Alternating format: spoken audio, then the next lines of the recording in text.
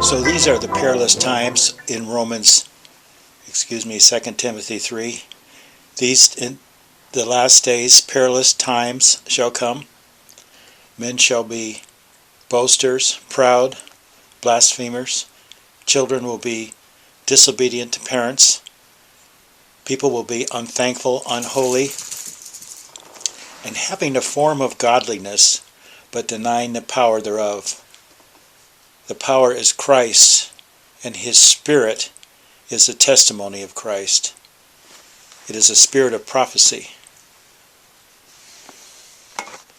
And every member of the body is fitly framed together for a habitation of the Holy Spirit to manifest the gifts of the Holy Spirit from the least to the greatest. And those who lord over the flocks deny this happening. They deny the Holy Spirit to have free course in their services, and they control everything from the beginning to the end, and then they take up the offering for themselves. This is the doctrine of the Nicolaitans, in whom all the denominations and non-denominations all have the same kind of administration, where they choke the word and for pretense make long prayers. In the early church, they met in houses, and they shared their livelihood and their goods with one another. But you remember Ananias and Sapphira. They lied to the Apostle Peter about how much they had sold their property for. They kept some of it to themselves. And first Ananias came in, and Peter said, "Have you sold it for so much?" And he said, "Yes, I have sold it for so much." And he says, "Why have you lied against the Holy Spirit?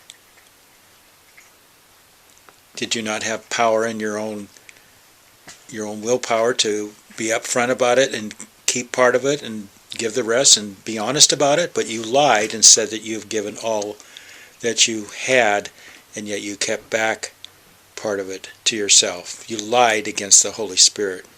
Lying against the Holy Spirit, there is no forgiveness of sins. It's instant death. And that's what happened to Ananias. He fell down dead, and they carried him away. About 3 hours later, his wife came in, and she told the same lie. And Peter said, "Behold, the young men who hauled away your husband are at the door for you, and they'll haul you away too, woman." And she immediately fell down and was slain by the Spirit.